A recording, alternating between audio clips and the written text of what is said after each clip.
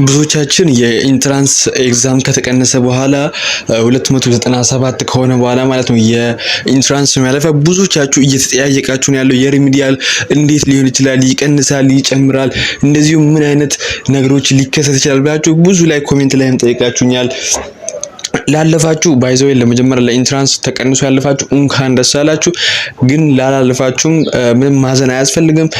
ምን አዲስ ነገር አለ የሚለው በዚህ ቪዲዮ ምን እንዴት ሊሆን ይችላል ምንም በዚህ ቪዲዮ ምን ይሆናል። ግን ከዛ በፊት የሪሚዲያል ኮርስ ፉል ኮርስ ማለት ነው ሪሚዲያል አንደኛ አመት ምን እንዴት ማጥናት ትችላላችሁ፣ እንዲሁም ሞስት የቱ ሰብጀክት ላይ ነው የሚከብደው፣ የቱ ሰብጀክት ላይ ነው ፎከስ ማድረግ አለባችሁ፣ እንዴት ነው ያፈታተኑ፣ እንዴት ነው ለሪሚዲያል ምናጠናው፣ እንደዚሁም አንዳንድ ሞስት ኩዌሽኖች የሚበዙበት ሪሚዲያል ኩዌሽኖች ሰብጀክቶች እንደዚህ ሁሉ በአንድ ቪዲዮ እንድሰራላችሁ ከፈለጋችሁ እናንተ ቀላል አንድ ነገር ብቻ ነው ማድረግ የምትችሉት።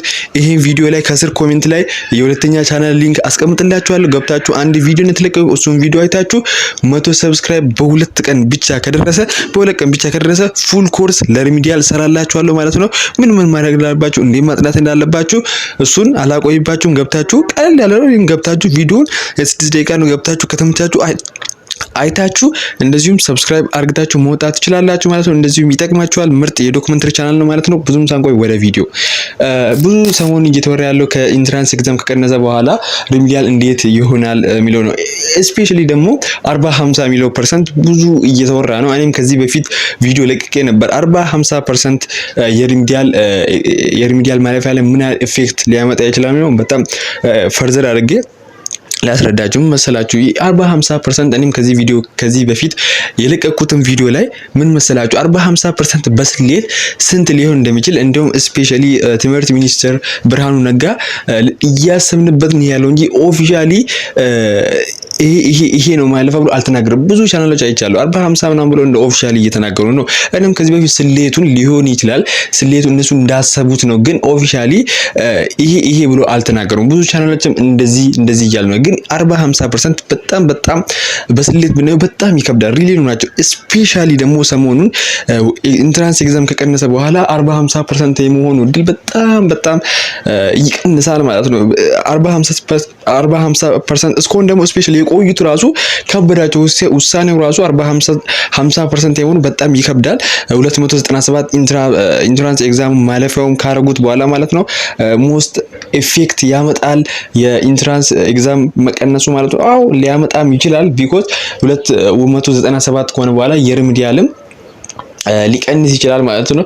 የሪሚዲያል ቢኮዝ ቢትዊን 220 እስከ 230 200 ሞስት በዛ ካልን እኔ ስፔሻሊ እንደኔ ሐሳቡ 240 በላይ የሚሆን አይመስለኝም። ቢኮዝ 240 እስከ 50% ማለት በጣም ሪሊ በጣም ነው ይበዛው ማለት ነው። በጣም ስፔሻሊ ሪሚዲያል ተማሪዎች ራሱ ላይገቡ ይችላል ማለት ነው። 297 ከተደረገ በኋላ አሁንም እኮ ሞስት ሰው አላለፈም እኮ ሞስት ሰው አለፈ ሪሚዲያል ይጨምራል ምናምን እያላችሁ እያሰባችሁ ነው። ኖ 297 ከተደረገ በኋላ ብዙ ሰውም አልፏል የሚባል ደረጃ ላይ አልደረሰም ማለት ነው።